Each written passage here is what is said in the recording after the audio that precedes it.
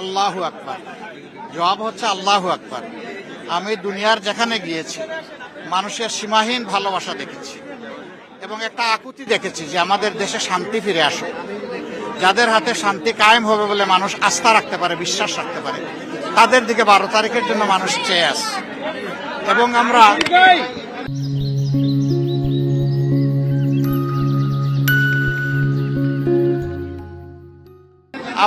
আশা করতেছি যে ঢাকা 15 আসনের মাধ্যমে ইনশাআল্লাহ তাআলা আজিম ন্যায় এবং ইনসাফের পক্ষে সেই বিজয়টা শুরু হবে ইনশাআল্লাহ।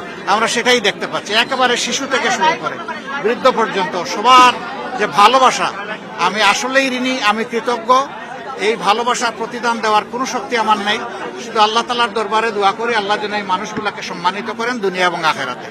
আর এর উসিলায় যেন আমাদের প্রিয় বাংলাদেশ ন্যায় সত্যের পথে, ইনসাফের পথে, দুর্নীতিমুক্ত সমাজ কাঠামো গড়ার পথে আমাদের যুব সমাজ, মা বোনদের অ্যাসপিরেশন যেটা আছে, প্রত্যাশা যেটা আছে, সেটা পূরণের পথে আমরা যেন এগিয়ে যেতে পারি। আপনারা দোয়া করবেন, আমাদের সাথে থাকবেন।